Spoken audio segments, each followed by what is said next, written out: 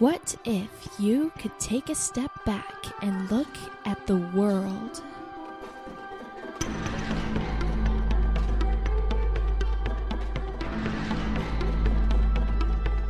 Explore the line between certainty and doubt.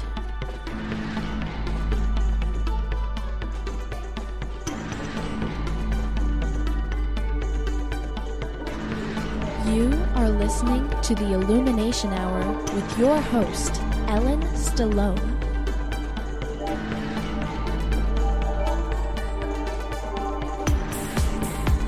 Hello everyone, welcome to this week's episode of the Illumination Hour. This is me, your host Ellen, and this week we are going to be talking about something that I think plagues everyone on this planet.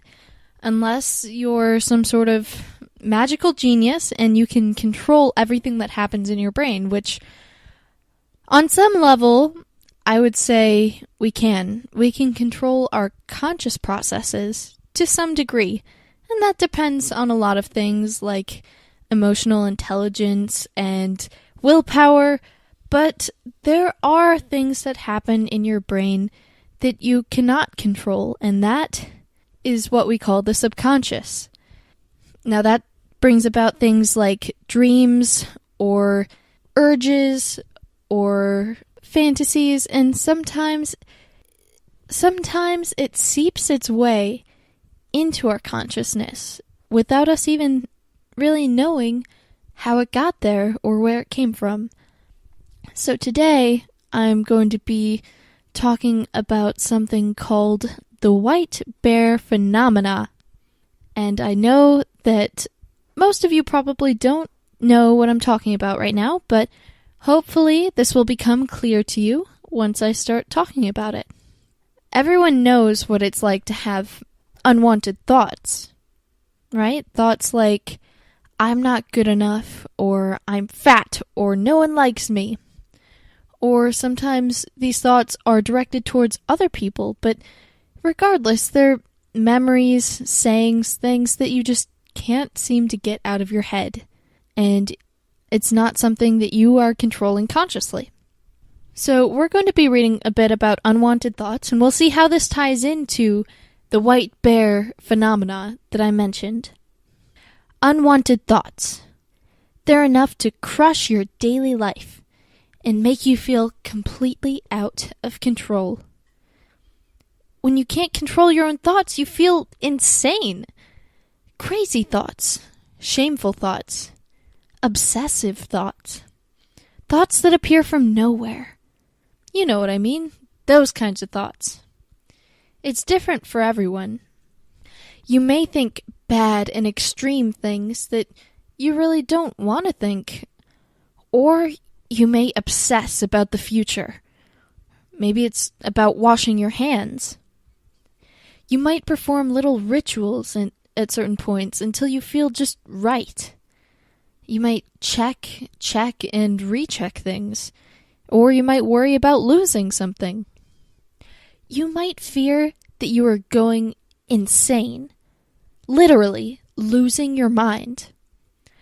Whatever it is, you may feel desperate because you can't control your own thoughts. Well, these days, there's a term for being unable to control your thoughts. It's what psychologists call the white bear syndrome. The white bear syndrome is related to something called ironic process theory, which refers to the psychological process whereby deliberate attempts to suppress certain thoughts make them more likely to surface. Now, how does that make sense? Well, an example is how when someone is actively trying to not think of a white bear, they may actually be more likely to imagine one. So where does this name, the white bear syndrome, come from? Well, some of you may know the author Fyodor Dostoevsky. He was a Russian author. He wrote several wonderful books, including Crime and Punishment and The Brothers Karamazov. He was quoted as saying this: "Try to pose for yourself this task, not to think of a polar bear, and you will see the cursed thing come to mind every minute. This observation comes from Dostoevsky's Winter Notes on Summer Impressions. It's an 1863 account of his travels in Western Europe. So back to the white bear phenomena, it was identified through thought suppression studies in experimental psychology. Social psychologist Daniel Wegner first studied ironic process theory in a laboratory setting in 1987. So this is quite recent. It wasn't until recently in our history that we began paying attention to thought processes such as this.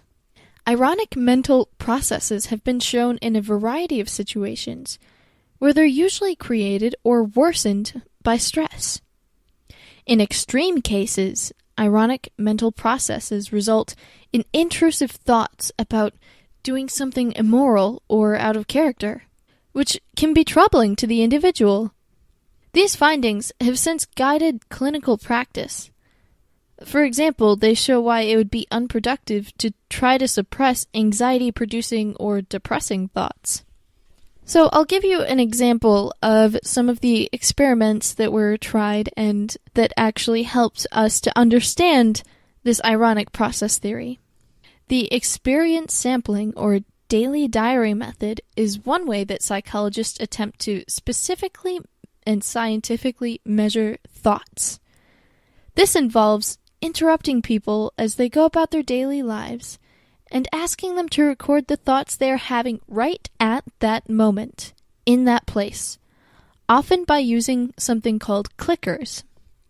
One research team at Ohio State University tried to figure out how often people think about sex by using so-called clickers, asking the 283 college students to click each time they thought about sex, food, or sleep. There were 3 different groups of students, and I'm guessing each one of them had one of these topics. Anyway, the study found that on average, men had 19 thoughts about sex per day, whereas the highest was 388 times per day. And women thought about sex only 10 times per day.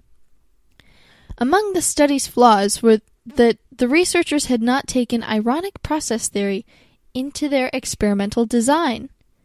Students were just given clickers by researchers and asked to record when they thought about sex or food or sleep. Imagine them walking away from the psychology department, holding the clicker in their hand, trying not to think about sex all the time, yet also trying hard to remember to press the clicker every time they did think about it. That could be a little confusing, and maybe you can see how that would affect the experimental results. Ironic process theory proposed 2 opposing mechanisms, or a dual process theory. First, monitoring processes unconsciously, and automatically monitoring for occurrences of the unwanted thought, calling upon the second, conscious operating processes, if the thought occurs.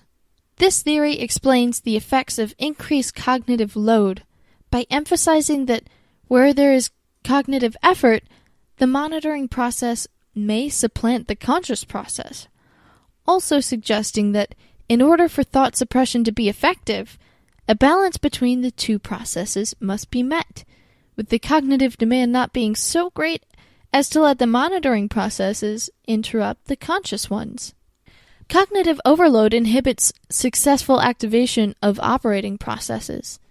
Such overload has been shown to occur experimentally when individuals attempt to aggressively suppress intrusive thoughts by distracting themselves, either by focusing on different environmental objects or thinking about anything but the thought in question. Overload is also believed to occur in daily life as a result of mental pressures, anxiety, stresses, and so forth. The monitoring process, serving to alert the individual to an unwanted thought about to become salient and intrude on his or her consciousness, continues to find instances of the unwanted thought creating a state of hyper-accessibility, unchecked by controlled thought processes.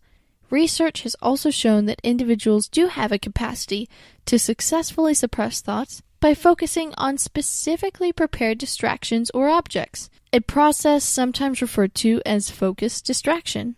So, ironic process theory, or the white bear syndrome, it sounds kind of counterintuitive, but at the same time, I think we all understand how it works. The more you tell yourself not to think about something, the more you can't help but think about it. So, for example, when I was in high school, back when I first entered high school in 2008, there was something that I was introduced to that was one of these white bears. This is called the game. So the game is basically a mental activity that has to be played with other people. So what happens is, when you think of the game, you have to shout out, "I lost the game!" And then hopefully everybody else that's playing the game around you will then think about the game and lose it and shout out, "I lost the game!" So it's like a chain reaction. The more people that say the game, the more people think about it, the more people lose it. And then you forget about the game right afterwards, hopefully. And then sometime down the road, you think about the game again. Whether it's just in passing, you think about Monopoly. Monopoly is a game. Oh, the game! That's right, I lost it! Just knowing that there's something that you cannot think about or should not think about makes you want to think about it even more. It's like the mental forbidden fruit. Let's read a little bit more into some of Wegner's studies in this psychological process. Wegner is a psychology professor at Harvard University, and he's also the founding father of this thought suppression research. And he first came across the quote by Dostoevsky about the white bear more than 25 years ago. "I was really taken with it," he said. "It seems so true." He decided to test the quote's assumption with a simple experiment. He asked participants to verbalize their stream of consciousness for 5 minutes, while trying not to think of a polar bear. If this white bear did come to mind, he told them, they should ring a bell. Despite the explicit instructions to avoid it, the participants thought of a white bear more than once per minute on average. Next, Wegner asked the participants to do the same exercise, but this time to try to think of a white bear. At that point, the participants thought about a white bear even more often than a different group of participants who had been told from the beginning to think of white bears. So, I know that sounds a little confusing. There's 2 groups of people. The first group is told, don't think about white bears. Okay, now you can think about white bears. The results suggested that suppressing the thought for the first 5 minutes caused it to rebound even more prominently in the participants' minds later on. So the group that was told not to think about white bears and then allowed to thought about them way more than the people who were told, go ahead and think about white bears from the very beginning. This research, published in the Journal of Personality and Social Psychology in 1987, initiated an entirely new field of study on thought suppression. Over the next decade, Wegner developed his theory of ironic process to explain why it is so hard to tamp down unwanted thoughts. He found evidence that when we try not to think of something, one part of our mind does avoid the forbidden thought, but the other part checks in every so often to make sure the thought is not coming up, therefore, ironically, bringing it to mind. It's like we all have 2 competing parts in our brain. One that's like, I'm being a good boy, I'm not thinking about anything I shouldn't be. And the other saying, hey, what about this thing? This thing that you're not supposed to be thinking about. Hey, did you think about it yet? After more than a quarter century of this research, Wegner said he's realized that when he explains his work, listeners usually follow up with one question. Okay, so what do I do about this? Is there really any way to avoid unwanted thoughts? The topic rings true for many people, perhaps especially because the thoughts that we often want to avoid are not as innocuous as white bears. They might involve painful memories or other difficult distractions. In his APA presentation, Wegner described several strategies that he and others have come across to help suppress the white bears. They include pick an absorbing distraction and focus on that instead. In one study, Wegner and his colleagues asked participants to think of a red Volkswagen instead of a white bear. They found that giving the participants something else to focus on helped them to avoid the unwanted white bears. Try to postpone the thought. Some research has found that asking people to simply set aside half an hour a day for worrying allows them to avoid worrying during the rest of the day. So next time any unwanted thought comes up, he suggested, just try to tell yourself, I'm not going to think about that until next Wednesday. Cut back on multitasking. One study found that people under increased mental load show an increase in the availability of thoughts of death, one of the great unwanted thoughts for most people. Death is your only escape. Die. So apparently multitasking and doing too many things at once can make you have such negative thoughts as death. That doesn't sound good. I guess the point there is don't stress yourself out too much. A couple other things he suggests. Exposure. This is painful, Wegner said, but it can work. If you allow yourself to think in controlled ways of the thing that you want to avoid, then it will be less likely to pop back into your thoughts at other times. Meditation and mindfulness. There is evidence that these practices, which strengthen mental control, may help people avoid unwanted thoughts. I think my favorite suggestion that he has made so far is that of exposure. I find that often it is very true that you cannot avoid your problems. You cannot avoid things that you don't want to think about or don't want to realize are there. You have to face them and allow yourself to come to terms with them. You have to expose yourself to the unpleasant things that sometimes you don't want to. So that way, in the future, it won't be such a big hurdle for you. It's like getting a vaccine. You're injected with a form of the virus that is not that deadly, but it gives you enough exposure that you're familiar with it so that next time you actually face the full-strength virus, it doesn't have such a detrimental effect on you. So I know this sounds a little bit frightening, this white bear effect, but I'm going to be reading to you an article that explains to you why you should feel what you feel, but not believe everything that you think. What I'm trying to get you to take away from this is that sometimes it's okay to think about things that you don't want to think about, but don't believe it. What do I mean by that? I'll explain it to you using this article. This article's on endoherty.com. I recently finished a fascinating book called The Willpower Instinct by Kelly McGonigal. Below, I share a few studies mentioned in the book and the key takeaways from them. Definitely give this a read if you struggle with willpower. He mentions the white bear syndrome, and he says about this, trying not to think about something guarantees that it is never far from your mind. Well, what if people think you're weird? Felipe Golden is a neuroscientist who studies depression and anxiety at Stanford University. The people who enroll in his studies suffer from severe social anxiety and self-doubt. Sounds kind of like me. Before and after some coaching, Golden puts each test subject in an fMRI machine so that he can measure their brain activity.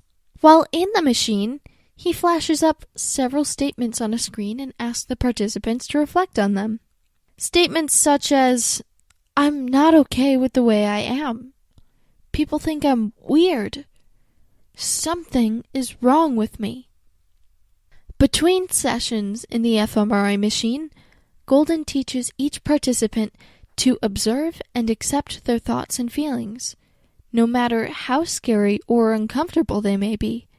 This is a big change from the suppression techniques social anxiety sufferers normally use to deal with challenging thoughts.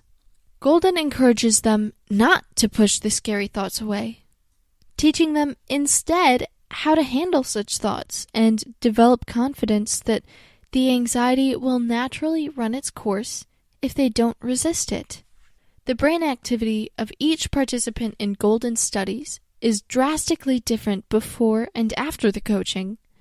The fMRI machine shows that When someone pays more attention to the self-critical statements appearing on screen in front of them, there is much less activity in the stress center of their brain. So what can we learn from this? Whatever fear or desire you try to push away will become more convincing and compelling. It's much better to just accept your thoughts, face them, think about them, process them, and then let them go. Ooh, here's a good one. Would you like some chocolate?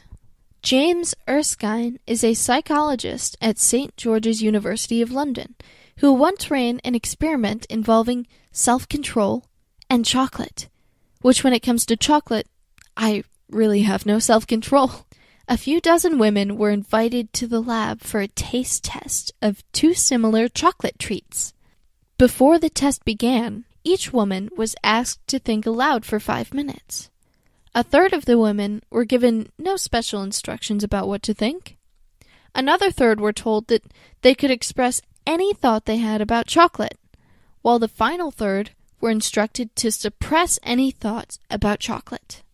After each participant was done thinking out loud and the chocolates were brought in, they were left alone in the room with a survey and told to eat as many chocolates as necessary to answer the questions, which in my case would have been all of them. So who ate the most chocolates? By far, it was the woman who had tried not to think about chocolates before the test. On average, they ate almost twice as many as the other study participants, and those of them who claimed to be dieting ended up eating the most chocolates of all. No surprise there. So, what can we take away from this one? Trying to avoid unwanted feelings often leads to self-destructive behavior, whether it's a procrastinator trying to avoid anxiety or a drinker trying to avoid feeling alone.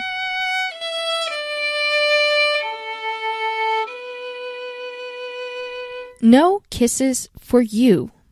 100 students were each given a transparent box of Hershey's Kisses to keep them at all times for 48 hours, and told not to eat a single one, or any other chocolate for that matter.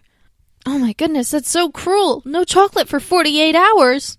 What were these people thinking? Before the experiment began, each student was given some coaching on how to handle any chocolate cravings they might experience. Half of them were told to try distracting themselves from their cravings and suppress whatever thoughts they had of eating chocolate. The other half got a lesson in the white bear phenomena. They were instructed to notice when they were having cravings and to accept whatever thought and feeling came up, while keeping in mind that they don't have to act on those thoughts and feelings. The results of the experiment were remarkable. Not only did the students who gave up thought control not eat a single chocolate between them throughout the 48 hours, but they also reported feeling less stressed during the experiment and experiencing less cravings for chocolate. What can we learn from this one? When you stop trying to control unwanted thoughts and emotions, they stop controlling you. What can we learn from all of these studies together? Here's a couple good takeaways from this. Surf the urge. This is the name the author McGonagall gives to the process of accepting a craving or impulse.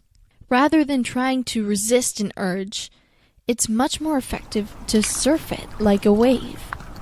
You take notice of the physical sensation in your body and remind yourself that you don't have to act on them.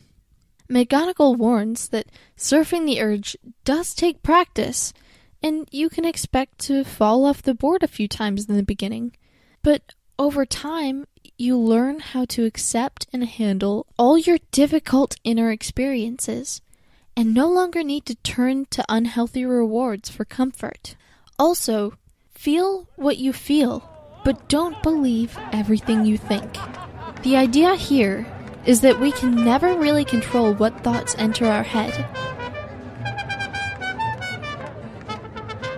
But we tend to start believing a thought when it plays over and over and over again in our minds.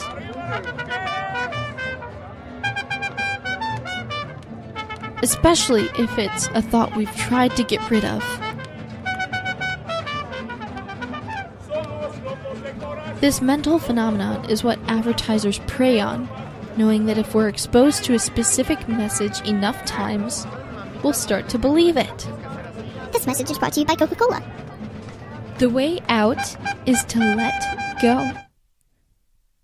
That is, stop trying to control your negative or troubling thoughts. Instead, just notice how such thoughts feel in your body. Then shift your attention to your breath and let them fade away. The willingness to think what you think and feel what you feel, without necessarily believing that it is true, and without feeling compelled to act on it, is an effective strategy for treating anxiety, depression, food cravings, and addiction. You can't argue with that, can you? So those are some very good pieces of advice. Just recognize what you're feeling, accept it, and move on. You don't have to act on these things that you're thinking. Also, it seems like the framework with which you look at a situation can change dramatically how you think and feel about it in the future. When it comes to simple things like, not worrying about your house every day when you leave, that's simple enough. There are plenty of things to distract you from that. But again, sometimes we have memories or experiences that have much more dangerous and traumatic thoughts attached to it, and we can't always block those out. Sometimes these thoughts can just get stuck in our minds, these mental images, concepts, maybe even songs or melodies that stick in your mind and replay over and over again. No matter what you do, you seemingly can't stop your mind from thinking of them in every undistracted moment. Perhaps you find your mind replaying the unwanted thought. Even after a good sleep, you wake up and the thought starts to play all over again. These thoughts are like a hamster running on a squeaky hamster wheel in the background. No matter what you're doing, that squeaky wheel always seems to be turning. Many become distraught and worry that their mind is stuck in a never-ending loop. Others fear that the loop could get worse and may never end. This anxiety symptom is often referred to as unwanted and repetitive thoughts. Some refer to it as obsessions or obsessional thinking. These stuck thoughts can cause anxiety symptoms, and they can be thought over and over again, or switch to another stuck thought, or change and shift between a variety of stuck thoughts. The stuck thought anxiety symptoms can come and go rarely, occur frequently, or persist indefinitely. They may precede, accompany, or follow an escalation of other anxiety sensations and symptoms, or occur by itself. Perhaps they accompany or follow an episode of nervousness, anxiety, fear, elevated stress, or occur out of the blue for no apparent reason whatsoever. They sometimes range from slight, moderate, to severe, or they can come in waves.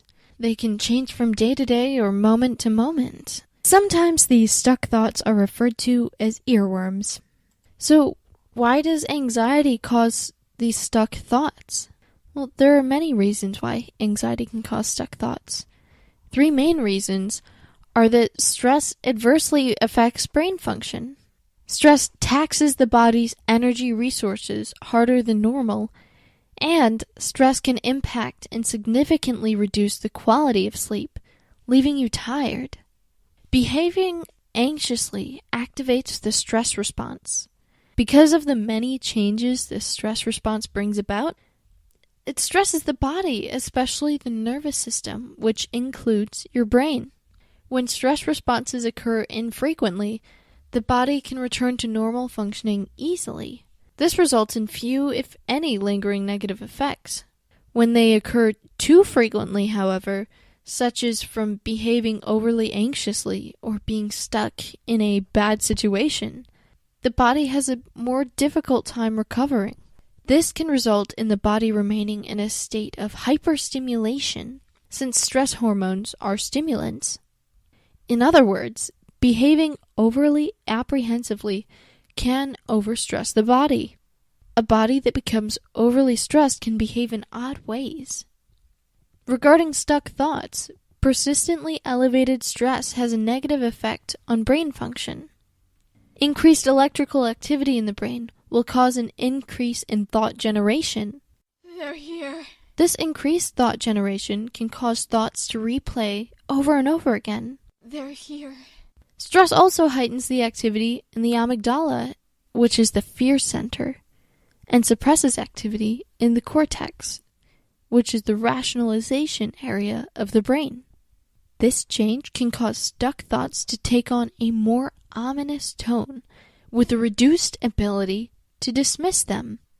This combination alone can cause thoughts to seemingly become more stuck and insurmountable. Stress also taxes the body, its energy, and resources harder than normal. Overly apprehensive behavior can cause the body to become fatigued. Fatigue can affect brain function, as we all know, after not getting enough sleep or being overly exerted and then trying to think of something, to remember something, or to solve a problem. Many tired and anxious people experience stuck thoughts or unwanted thoughts. Stress can also impact and significantly reduce the quality of sleep, leaving you tired, which sounds like it may lead to a vicious cycle. If you don't get enough sleep, you become stressed. If you're stressed, you may not get enough sleep. Sleep deprivation is a common cause of tired thinking, which often includes stuck thoughts. Perhaps even just getting a good night's sleep can get rid of these stuck thoughts.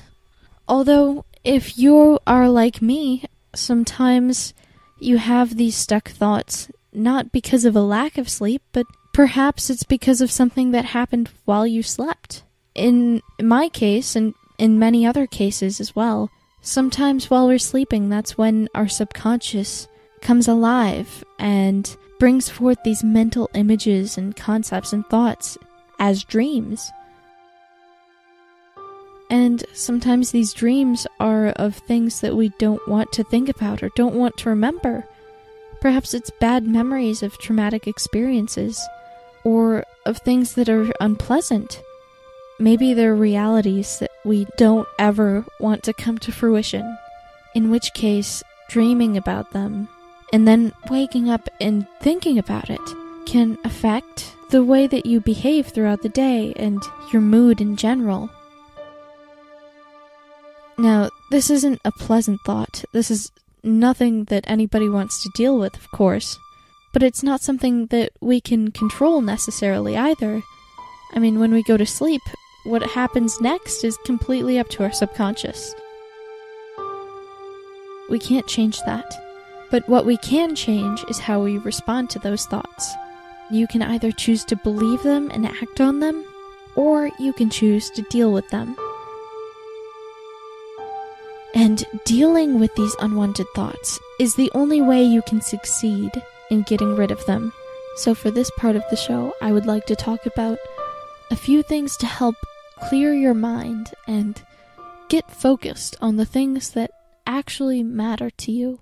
Taking a mental break is important. Sometimes it's challenging to handle distracting thoughts. So here we're going to point out some tips that can help you quickly clear your mind, and mental exercises that you can do wherever and whenever you need to. Things come up that will often disturb a peaceful state of mind. Some things are external, while others are self-imposed. In either case, the result is the same, a distracted mind. A mind cluttered with thoughts that creates tension in the body. It's not healthy to carry that type of mental anxiety around. We know that stress can be seriously detrimental, yet we still don't take time to do anything about it. Fortunately, we're going to take care of that right now so that you can quickly handle these distracting thoughts and enjoy your day with a clear mind. Set aside a moment and give yourself permission to stop thinking. I know, if it were that easy, you would have done it already. But just try it and you'll be pleasantly surprised. Distracting thoughts are like a shadow. They are only projections that don't reflect the truth of reality. As such, they shouldn't be given too much attention. At some point you decide that it was useful to consider such thoughts, but when they become burdensome, it's important to recognize them in order to set them aside. Right now, even if just for a moment, give yourself permission to give up distracting thoughts. It may seem silly, but I want you to actually give your brain the command, I'm not worried about anything right now. I just want to have a moment without unnecessary thoughts. Repeat this if necessary and take a couple of nice, deep breaths. Imagine yourself more relaxed. Start with the obvious before you get too deep into your imagination. Take a couple of deep breaths and have a stretch. After that, settle into a chair. Do a body scan starting from your feet. Progressively relax your muscles, focusing on tense areas, and end with loosening your neck and stretching your jaw. Now, when you're physically relaxed, imagine taking it one step further. You don't have to picture yourself in a sauna or hot tub for this to work. In fact, I want you to forget about being somewhere cozy and imagine being relaxed right where you are. You know that dealing with your situation, whatever it may be, will be easier if you're calm and focused. Recognize this and strive for a balance. Notice if there's effort leading to the creation of distracting thoughts. Where is the effort coming from? Withdraw effort from unhelpful thought processes. It can be difficult to do this when it seems like distracting thoughts simply appear on their own.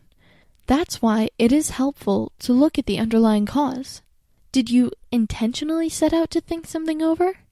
Is there a reason you still have that topic in your mind that you're giving it attention, or can you safely focus all of your attention on something else? If you can bring your attention to some present task, then do that. Just start something, even something small, and let distractions fall into the background. Place your effort on whatever is at hand, and your thoughts will lose their power. Visualize your thoughts and simply watch as they pass by. A good visualization for this technique is to imagine your distracting thoughts as a train. Keep the term train of thought in mind. Each time a thought pops up, imagine it as a car on a train.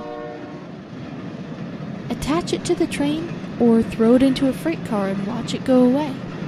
Take a step back and just watch the train pass. Let it go and your thoughts will go with it. Notice that it feels different to step back from mental chatter and simply observe rather than getting caught up in it. There is a distinct lack of effort involved. Notice the difference so you can apply this mental trick anytime it's helpful. This too shall pass. Whatever it is that's distracting you, remember it's just another moment in time. Like everything else, it's only temporary. See if you can focus on this characteristic of your experience. Take the experience as it comes and let go of everything else. Think of the opposite. It stands to reason that most distracting thoughts are negative and therefore have opposites. Simply reflect on the opposite, not just thinking about it, but feeling it as well. If you're angry, think of something happy, your favorite nephew or a happy place. Feel it with your whole body. The possibilities are endless. Try some physical movement. Research has shown that getting physical exercise can allow you to get out of your head. If possible, leave the situation you're in. Ask for a toilet break and go for a stretch, or practice deep breathing. If it's not a pressing matter, you might take a longer break and go to the gym or get a sweat going. Or you could try some music even. Another good way to get rid of these distracting thoughts is to think of the misery it causes. With this technique, you go a bit deeper. Look past the thoughts and see what they're costing you. Really reflect on it. If you're distracted at work by anger from your morning argument, then see what it's costing you. Are you affecting your coworkers? Are you performing poorly? Are you endangering your job? Once you realize this, you resolve to stop thinking those thoughts. The distancing technique is also very simple. Just let your thoughts slide by without attaching to them. realize that the thoughts are just that, thoughts. They don't have any power beyond what you give them, and you don't have to believe them or act on them. Just acknowledge them. A good analogy would be to think of your mind as a large, blank, white screen. Your thoughts are ants scurrying across the screen. Don't judge them, analyze them, condemn them, or hate them. Just watch them run across the screen, in one end and out the other. If you prod and play with them, then they will lose their way and get stuck on the screen for a longer time than necessary. Physically throw away your negative thoughts. It may sound crazy, but clearing your head of nagging thoughts could be as easy as writing it down on a piece of paper and tossing it in the trash. People who write down negative things about their bodies and then throw them away have a more positive self-image a few minutes later, compared to those who kept the papers with them. However you tag your thoughts, as trash or as worthy of protection, seems to make a difference in how you use those thoughts. You could try having a cup of tea. It sounds silly, but negative thoughts can occur for many different reasons. If yours are focused on feeling lonely, you may gain some comfort by warming up. Literally. Yale researchers discovered in 2012 that people recalled fewer negative feelings about a past lonely experience when they were holding a hot pack. They also found that lonely people tend to take longer hot showers. Oh, that's surprising. I love long hot showers. Substituting physical warmth for emotional warmth can be a quick fix. Just don't let that take place of real human interaction in the long run. Try reframing your situation. If your urge to ruminate is very strong, distracting yourself isn't going to be easy. So before you try it, it may be necessary to reframe or reappraise the situation in your head. If you get stuck in the airport for hours because of a canceled flight, for example, don't think of what you're missing out on. Instead, see it as a chance to get work done, or to call your parents or an old friend. Once you've successfully reframed your situation, it may be easier to distract yourself with a visualization exercise like shopping lists or crossword puzzle or a quick stroll. And of course, my favorite tip of all, when all else fails, sometimes you just need to say fuck it. You are a human being, and it's not always possible to be in control. Knowing when to simply let go is valuable. It's humbling to realize that you can't control everything, but it is useful to remember. Saying fuck it does not mean that you have to abandon your responsibilities. It just means that you can safely let go of thoughts that hinder your present focus. When mental expectations are unmet, it can lead to anxiety and sometimes stress.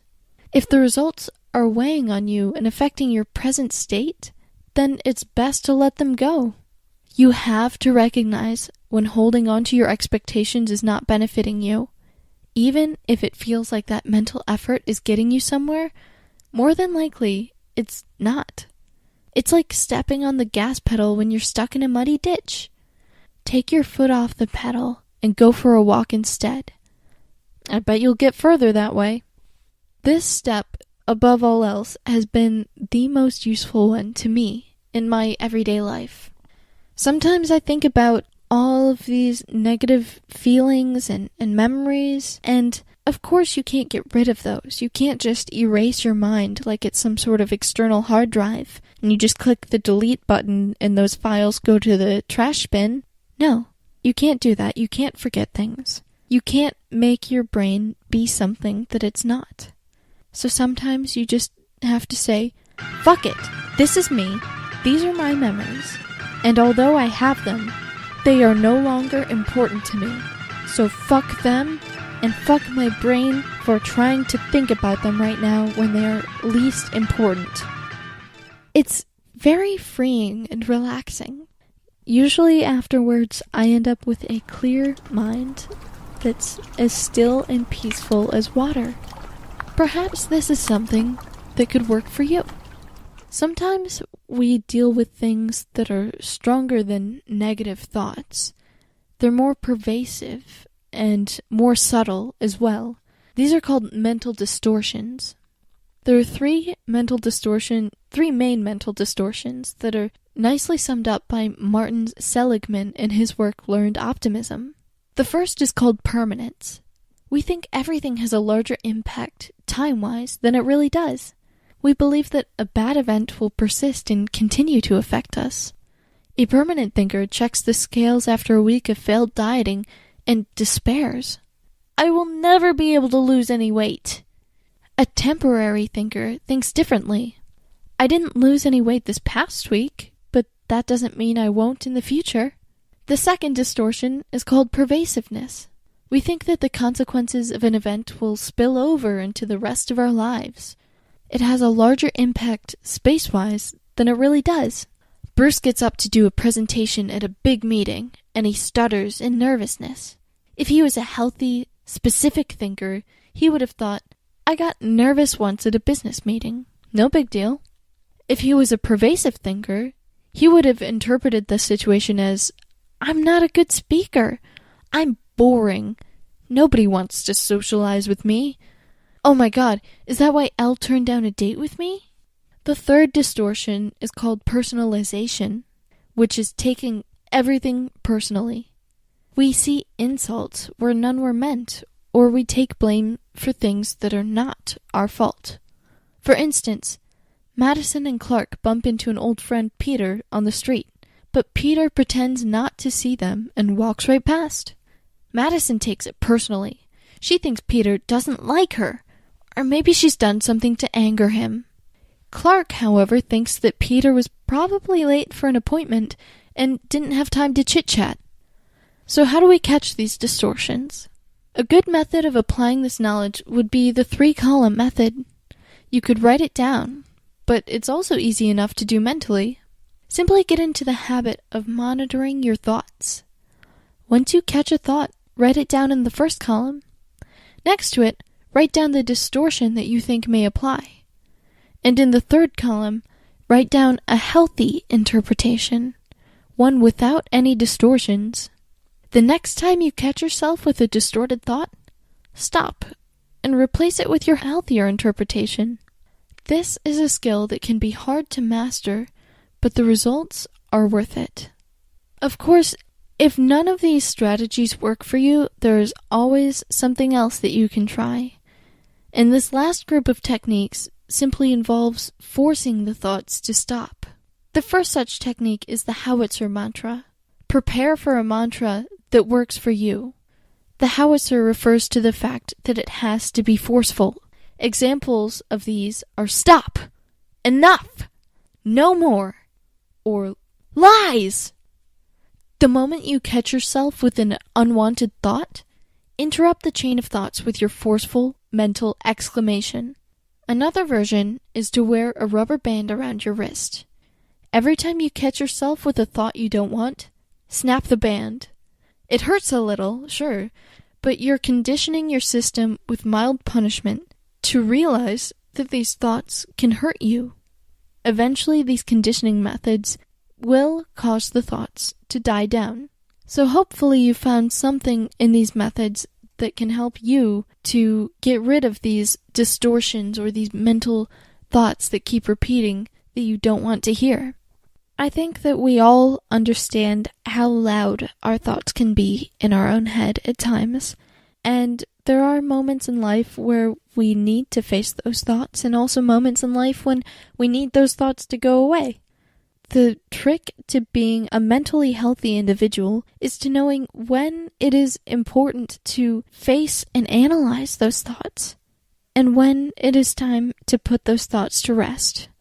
Now, I know that there's nothing that we can really do to solve all of our problems, but hopefully this is a step in the right direction for most of you.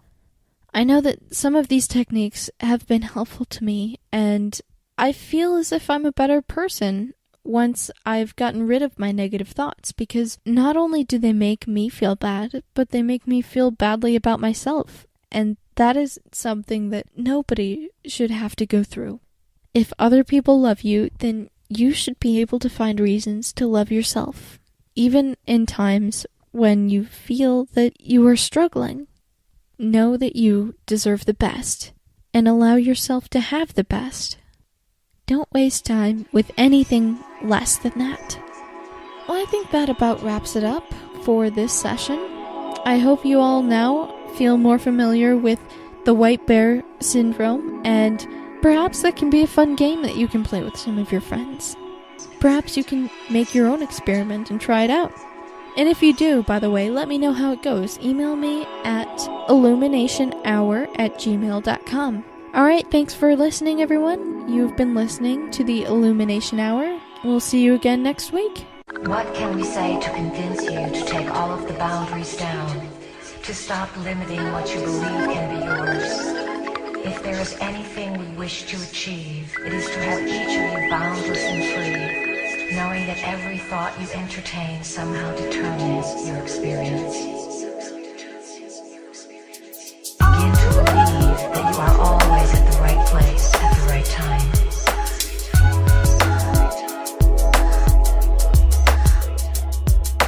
Liberate consciousness into a new way of perceiving.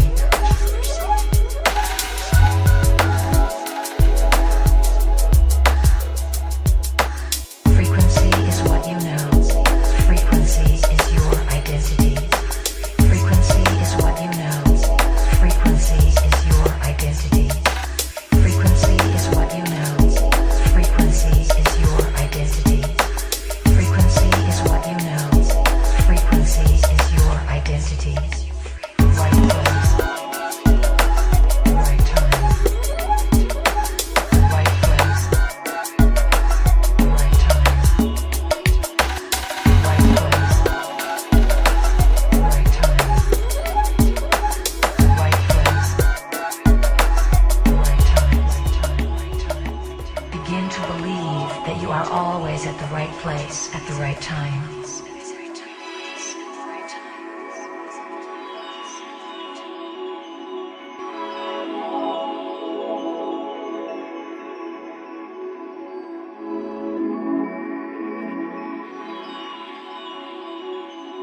If you ask us how much time you need to devote to this, we will say, it is very simple, all of your time.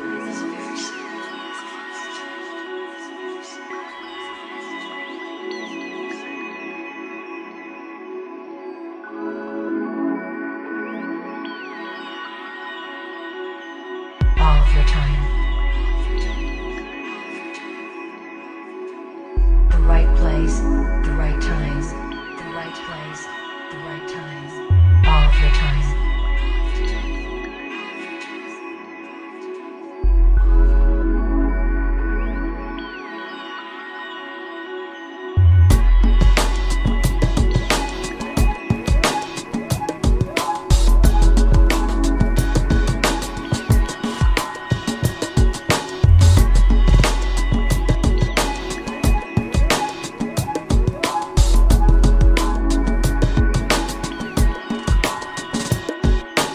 Frequency is what you know. Frequency is your identity. Frequency is what you know. Frequency is your identity. Frequency is what you know. Frequency is your identity. Frequency is what you know. Frequency is your identity. What can we say to convince you to take all of the boundaries down? To stop limiting what you believe can be yours? If there is anything we wish to achieve, it is to have each of you boundless and free, knowing that every thought you entertain somehow determines your experience.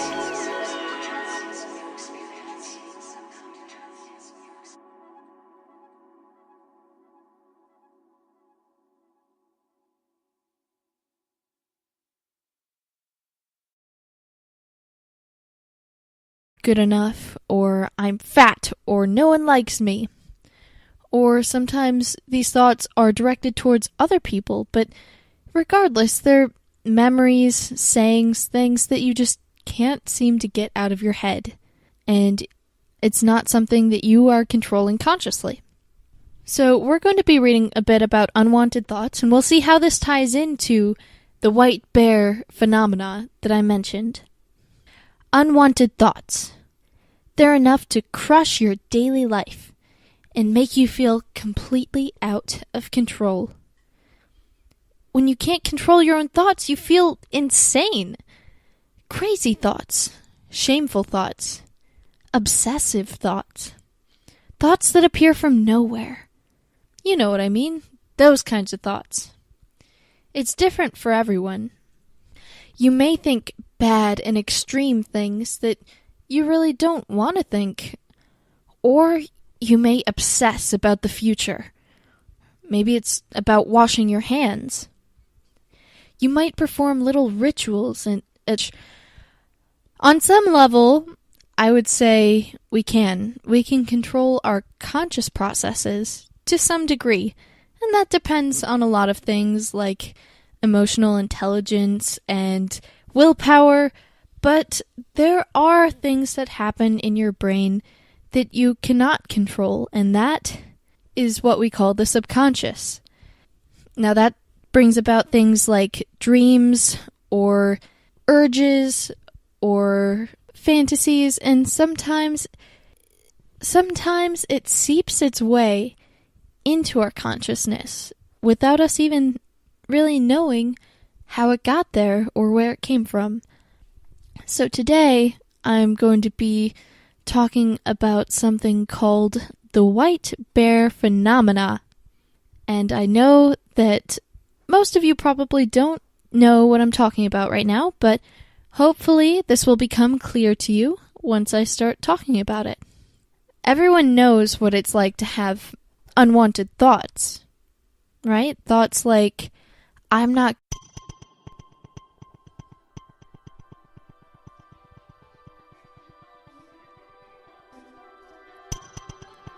What if you could take a step back and look at the world?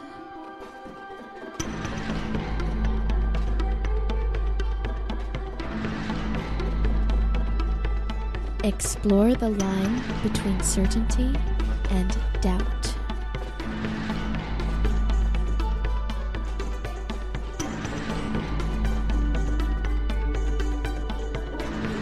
You are listening to the Illumination Hour with your host, Ellen Stallone.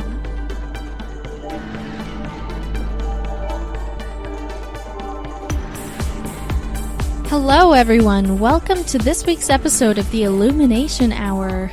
This is me, your host Ellen, and this week we are going to be talking about something that I think plagues everyone on this planet, unless you're some sort of magical genius and you can control everything that happens in your brain with certain points until you feel just right.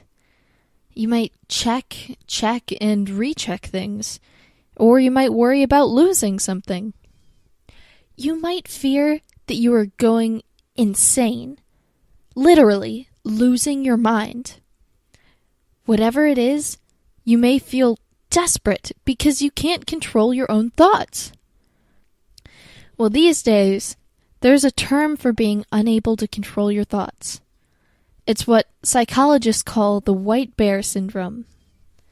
The white bear syndrome is related to something called ironic process theory, which refers to the psychological process whereby deliberate attempts to suppress certain thoughts make them more likely to surface. Now, how does that make sense? Well, an example is how when someone is actively trying to not think of a white bear, they may actually be more likely to imagine one. So where does this name, the white bear syndrome, come from? Well, some of you may know the author Fyodor Dostoevsky. He was a Russian author. He wrote several wonderful books, including Crime and Punishment and The Brothers Karamazov. He was quoted as saying this: "Try to pose for yourself this task, not to think of a polar bear, and you will see the cursed thing come to mind every minute." This observation comes from Dostoevsky's Winter Notes on Summer Impressions. It's an 1863 account of his travels in Western Europe. So back to the white bear phenomena, it was identified through thought suppression studies in experimental psychology. social psychologist Daniel Wegner first studied ironic process theory in a laboratory setting in 1987. So this is quite recent. It wasn't until recently in our history that we began paying attention to thought processes such as this. Ironic mental processes have been shown in a variety of situations, where they're usually